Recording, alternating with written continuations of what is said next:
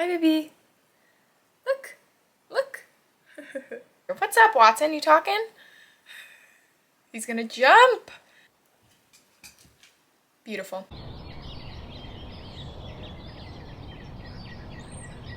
Today I wanted to start because it is the beginning of January 2023. I guess like a 24-hour-ish readathon, reading vlog. I never like make these very strict. I just want to see how much I can read in as short a period of time as possible. Because again, it's January. I have made myself a pretty solid TBR for the year of 51 books that I have to get read, and I have some leeway, so I usually read around like 100-ish books. I thought 50 was like a solid number, that way I could pick some other mood reads essentially. Well, I mean, I could pick what I want off that list, but you know what I mean. I could pick some random books here and there, but a lot of the books on that list are really behemoths. They're behemoth in size, they're massive, and have already started reading one, The Decameron by Giovanni Boccaccio. That's one of the books on the list. So I've already started reading that. I'm like 100 pages into it. It's like 900 pages. But I wanted to kickstart my reading life for this year because it makes me really sad when I look on Goodreads and it's like, you have read 0 books for the year so far. And it's going to take me a little while to read the Decameron. So, because I want to understand it too, you know? So I wanted to read as much as I could in the next couple of days. So we're going to find short books. Let's look for them. I have my stack of Penguin Little Black classics right here. Let's see if I could pick a couple. I started reading this last year, The Life of a Stupid Man, 56. I started reading this last year. I didn't finish it, so maybe that's something good. Ooh, let's do Letters to a Young Poet. Let's put that. That's definitely something that I want to read. Let's put the Yellow Wallpaper on here. I've read this. I have read this for school, like in high school. Do I remember it? Absolutely not. Because was I paying attention as I was reading it? No. Absolutely, I was not. So, ooh, there's a Dostoyevsky. Okay, this will be last. Dostoyevsky, the Meek one. Okay, so we have these 4 on the TBR. What else is on my TBR that I could maybe kind of move through? This is on there. Calvino's The Cloven Viscount. Maybe go for that. It's pretty short. We're gonna do it. We're gonna put this on the TBR. This is sitting out. I've been wanting to read this. The Broken Wings by Kahlil, Gibran. Yes. Could be quick. Very poetic. Beautiful. Romantic. What is this about? What is the Cloven Viscount about? We'll talk about it if we read it. We'll talk about these, what they're about, if we read them. So this is my TBR for the next couple of days. Which one should I start?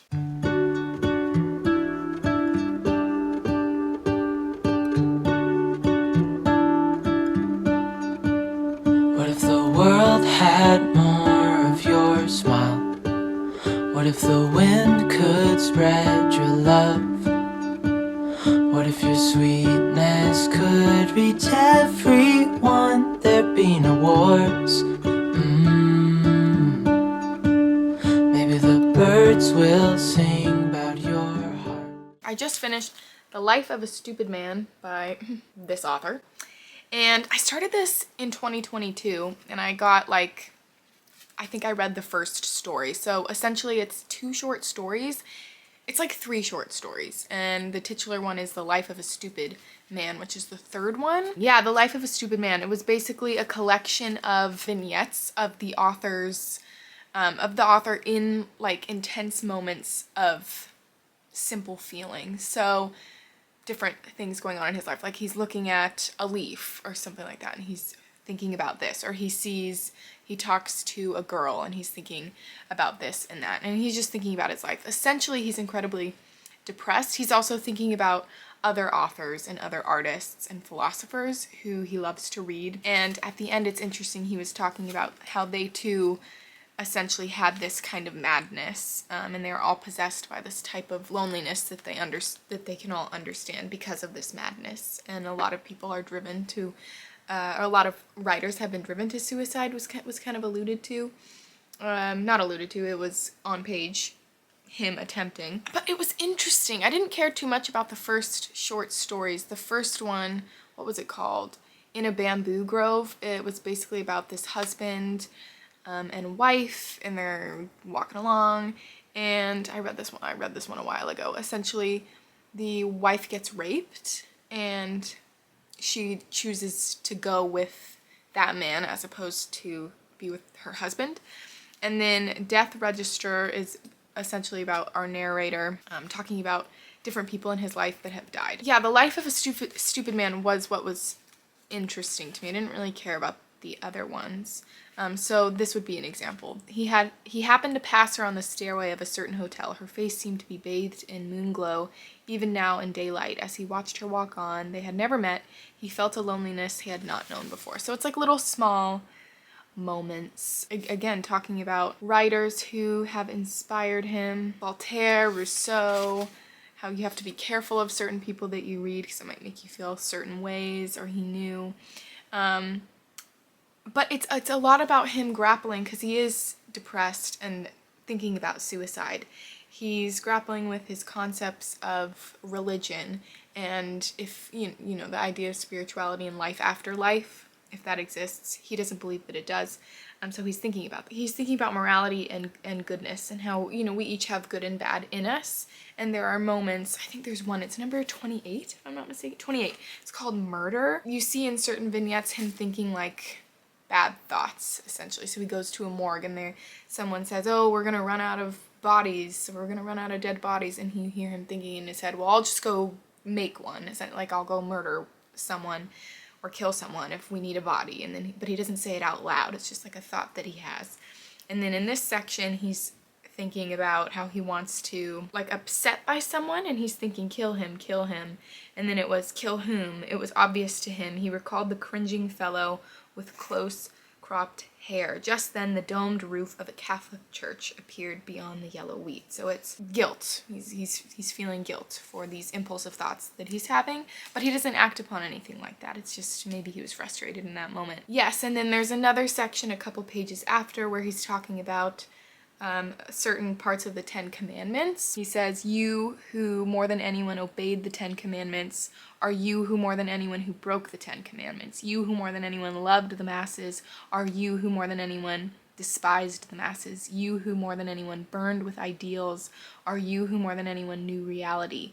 You are what our Eastern world has bred, an electric locomotive that smells of flowering grasses. So it's, again, something I say all the time, grappling with the impulsivity and the animal inside of ourselves and the base of human nature with this higher sense of morality, or what I always dub as the socialized part of the human. Do you know what I mean? He wanted to live life so intensely that he could die at any moment without regrets, but still, out of deference to his adoptive parents and his aunt, he kept himself in check. This created both light and dark sides to his life. Seeing a comic puppet in a Western tailor's shop made him wonder how close he himself was to such a figure, his self beyond consciousness. However, his second self had long since put such feelings into a story. And you see there's another section where he's looking at this woman who he calls the crazy woman, and he mentions that she had a sister who essentially went crazy and killed herself. And he's envying the crazy of this woman, that someone could just act with such abandon and be led essentially by a type of passion. That's not good, but that thought is there, right? And then he talks about how Mozart probably broke the Ten Commandments and suffered, but probably not the same way that he had. So yeah, it's a lot about him grappling with morality and depression. I find that to be incredibly interesting. I want to read this one section. Just as he reached the point of utter exhaustion, he happened to read Raymond Radigue's dying words, "God's soldiers are coming to get me," and sensed once again the laughter of the gods. He tried to fight against his own superstitions and sentimentalism, but he was physically incapable of putting up any kind of struggle. The demon of the I don't know, that's a different language, was preying upon him without a doubt. He envied medieval men's ability to find strength in God, but for him, believing in God and God's love was an impossibility, though even Cocteau had done it. Probably end up giving this little thing like a 3-star, just because I was pretty moved, actually, by the third section. I just didn't really care about the first two. And what shall I read next? I feel like we should go with another one of these, just because they're here. I'll probably, again, be able to get through them quickly. I think we're going to go with Letters to a Young Poet. I think that's what we'll do next. I've reached a point. I'm sitting here with my turmeric tea. Is it turmeric or turmeric? Whatever. Reading Letters to a Young Poet, and I've reached a point that I wanted to share with you. This is beautiful. I don't necessarily know if it feels like a 5-star situation for me, but there are moments of such deep wisdom and beauty that I just love so much and that resonate with me so much, and I think resonate with so many people in the world, which is such a beautiful thing. There's a lot about honoring loneliness and solitude and how you must find and respect an immense amount of loneliness in your life and with yourself to access truth, to access your truth, essentially. And that is the only thing that would make writing and being a writer and being an artist worthwhile, essentially, which I just think is really a beautiful notion. On page 26 it says, "But perhaps those are precisely the hours when solitude grows, for its growth is painful like the growth of boys, and sad like the beginning of spring. But that must not put you off. What is needed is this, and this alone, solitude, great inner loneliness, going into oneself and not meeting anyone for hours. That is what one must arrive at, loneliness of the kind one knew as a child, when the grown-ups went back and forth bound up in things which seemed grave and weighty because they looked so busy, and because one had no idea what they were up to. And when one day you realize that their preoccupations are meager, their professions barren, and no longer connected to life, why not continue to look on them like a child? As if on something alien, drawing on the depths of your own world, on the expanse of your own solitude, which itself is work and achievement and vocation. Why wish to exchange a child's wise incomprehension for rejection and contempt, when incomprehension is solitude, whereas rejection and contempt are ways of participating in what, by precisely these means, you want to sever yourself from?" Yes, I love that. I love that so much. And I'm sure a lot of people can relate to that. I can relate to that kind of idea, like sitting inside the world and looking at all these people that seem so grown up around you. Even though you yourself are a grown up, you don't identify that way because you feel like all these other people know something that you don't know, and you're just missing something, which then therefore can translate to making you feel young and incapable. But that is just not true, and then that takes you into the idea and the notion that I say all the time, that there is really no right way to do life at all. There is no point, really. And you look at this adult world of the way that people move through life in certain, you can say, if you're being specific, in certain careers, because that's kind of what Rilke is referring to with this, like being a writer and being an artist, in certain, I guess, traditional careers and traditional life paths. It feels wrong. It feels dead in a way. You are not wrong by not buying into that adult world. You don't have to. I don't want to be honest. I don't want to. That is really beautiful. I'm going to keep reading. I'll finish this. So I finished Letters to a Young Poet, and I think I'm deciding... Look at Watson. I think I'm deciding on 4 stars. And I just wanted to read this one last little paragraph. "So, dear Mr. Capus, you shouldn't be dismayed if a sadness rises up in front of you, greater than any you have ever seen before, or if a disquiet plays over your hands and over all your doings like light and cloud shadow. You must think that something is happening with you, that life has not forgotten you, that it holds you in its hand. It will not let you fall. Why should you want to exclude from your life all unsettling, all pain, all depression of spirit, when you don't know what work it is these states are performing within you?" So I just thought that this was really beautiful. It wasn't 5 stars, again, like I said, but it was really beautiful. Maybe the trees will whisper the word. Maybe the sun will spread your joy to the ones who lost their hope.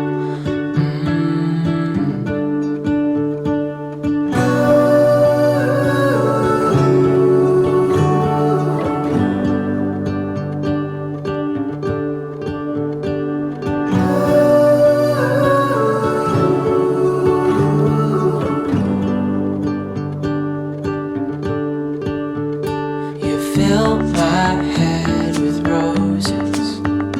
I can't help but dream away, standing on a field with you and flowers everywhere.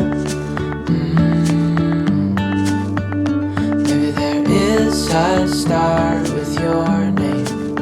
One thing I know is that there should be.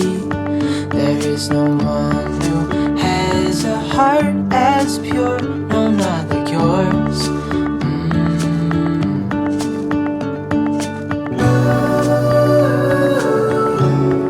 Look at how beautiful this, I was gonna say beautifully rainy of a day it is. What was I even gonna say? Look at how beautiful the day is today. It is raining and gray and I fucking love it. Update time, basically. Last night, I read the Yellow Wallpaper. Or what did I think of the Yellow Wallpaper?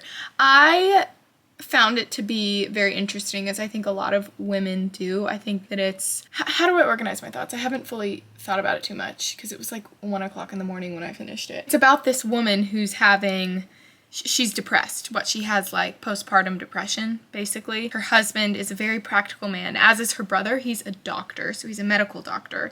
And it's written, when was this written? In the 20th century, during a time when they did not believe in mental health issues, basically. I don't know the exact date. Charlotte Perkins Gilman was born in 1860 and died in 1935. Yellow Wallpaper is first published in 1892. Okay, so I was wrong. Basically, she sees the world, or the wife in this story sees the world in a, these are going to be my words, okay? Very spiritually. She feels the world differently than her husband and her brother feels the world. And they're basically telling her, dictating her life, locking her up in this room with this horrible, ugly wallpaper, and she sees this wallpaper, she keeps analyzing it, it's making her kind of go mad, or is the wallpaper a metaphor for her madness that's kind of calling her into herself and out of this practical world, essentially. And she sees this woman who is a version of herself crawl out of the wallpaper and crawl over her husband at the end. I mean, it's totally a metaphor for mental health, right? Obviously, and how men's treatment of women and the control they have over female lives, so it's very feminist in that regard as well. But I think it's too like a calling to, how I felt it was, it's a calling to feel the world as you are intended to feel the world. I think that that's a little bit of a layer to it as well. Cool. So I did read the Yellow Wallpaper. Cool.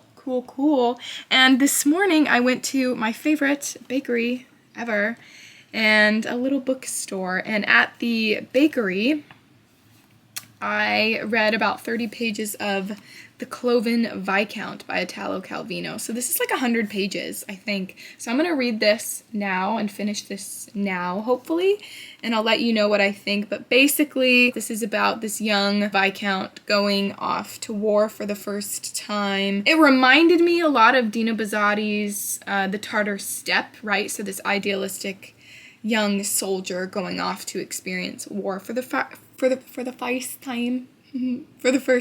Yeah, and I think that he held in himself, or this character kind of held in himself, the dualities of being frightened by this concept of war and not wanting to die, but also being excited by what could come of it, not fully understanding it. As in youth, you don't fully understand the weight of things. You just see the idealization of potential stories in your life, I think. Yeah, so that's kind of going on, and he gets cut in half or bisected, so there's a layer of magical realism to this, which is just very enchanting and charming. He gets bisected by a cannon, so the Viscount goes back home as literally half of a man. It's like the bad half of him is what one of the characters said, or the mean half of the Viscount returned home. And I'm assuming the left side will come back too. I think that's what it says on the back. It will be like the good side of the Viscount. So it's like the dualities of the self, essentially. You need both to successfully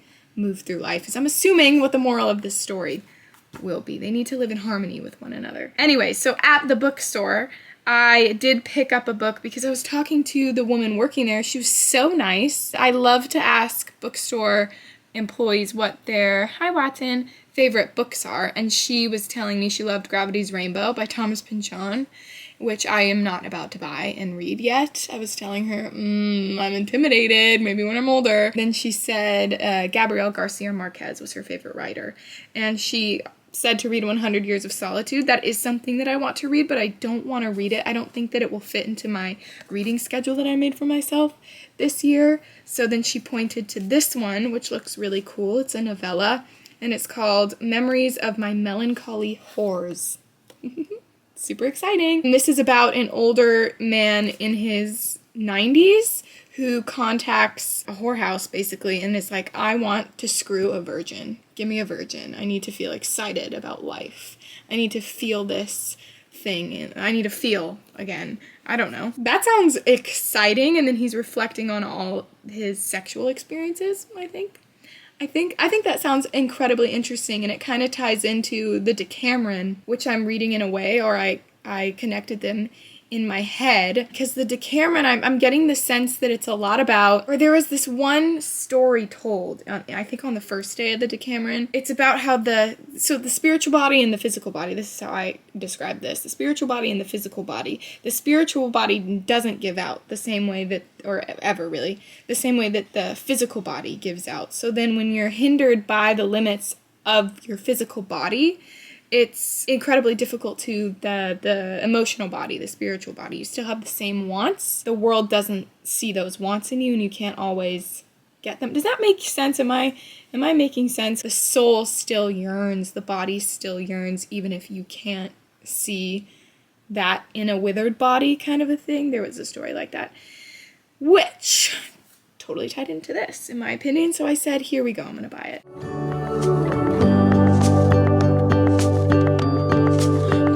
Of you.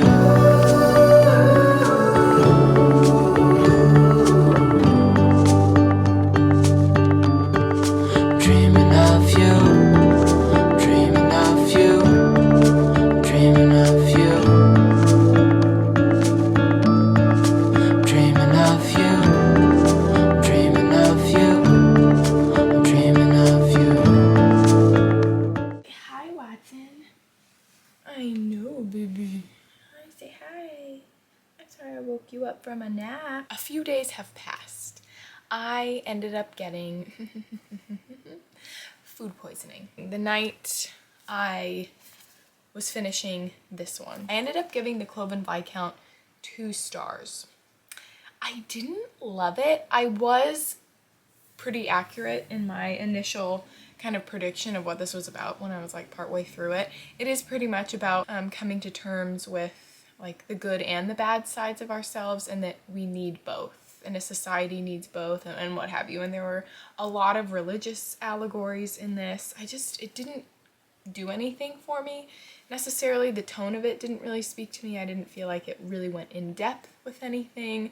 Obviously it's a novella. That doesn't mean anything though, because people can be very concise and to the point and expand a lot on the world in a very short period of time, but I just didn't feel connected to it in any sort of way, and it didn't really do anything for me. So yeah, 2 stars. Yes, but this was one of the books on my list of 52 books that I wanted to, or that I need to read because I want to, before the end of this year. So my 52 book TBR, which I think I'll do a video about soon. But anyway, so I ended up, instead of picking up the Meek one, so I never ended up picking up the Meek one by Dostoyevsky, I picked up Spy Family Volume 3, which I gave 3 stars to. I feel like this one was the most forgettable of the bunch. What was this one even about? Like what? Anyways, this one was probably the most forgettable of the bunch, my least favorite of the 3 that I've read so far.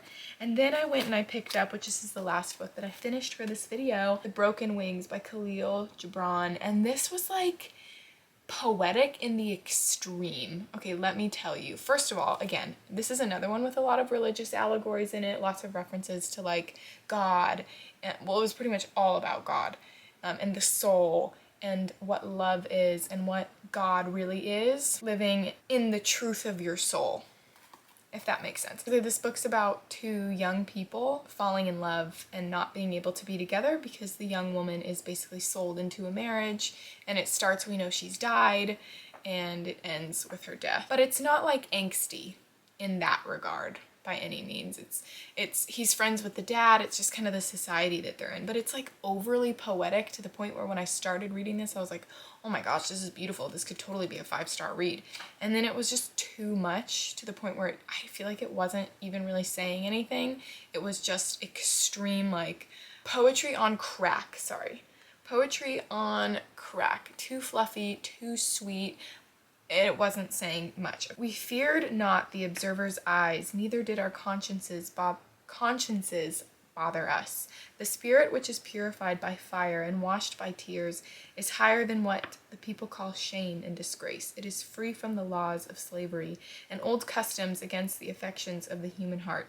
That spirit can proudly stand unashamed before the throne of God. Human society has yielded for 70 centuries to corrupted laws until it cannot understand the meaning of the superior and eternal laws. A man's eyes have become accustomed to the dim light of candles and cannot see the sunlight. Spiritual disease is inherited from one generation to another until it has become a part of people who look upon it not as a disease but as a natural gift showered by God upon Adam.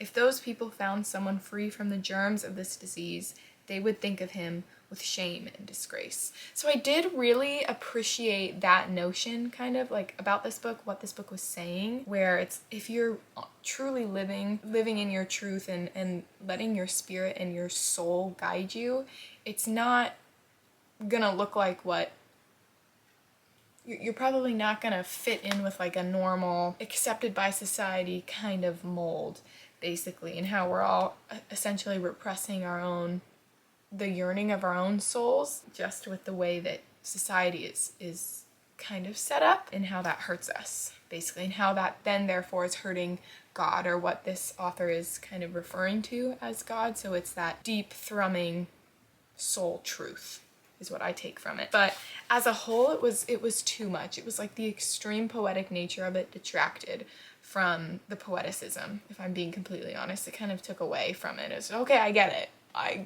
You know what I mean? I fucking get it. Why do I occupy these pages with words about the betrayers of poor nations instead of reserving all the space for the story of a miserable woman with a broken heart? Why do I shed tears for oppressed peoples rather than keep all my tears for the memory of a weak woman whose life was snatched by the teeth of death? But my dear readers, don't you think that such a woman is like a nation that is oppressed by priests and rulers? Don't you believe that thwarted love which leads a woman to the grave is like the despair which pervades the people of the earth? A woman is to a nation as light is to a lamp. Will not the light be dim if the oil in the lamp is low? Those two quotes that I shared were, I feel like, the main points of the book. But lots of freaking poetic shit in the beginning, which is beautiful. I don't say shit in a negative way. I mean, like, good shit, you feel? Anyway, yay, we're excited about that. What have you read so far this year? Have you liked any of it? None of these were 5-star. I'm feeling like this year I'm gonna be really picky with giving out my 5 stars, not on purpose. I just feel like that's kind of who I am as a reader now. I don't know. I want to spread the love. I really do. But, I mean, the books need to give me that love. You know what I'm saying? Thank you for watching this video. I hope you have a beautiful day. Okay, goodbye.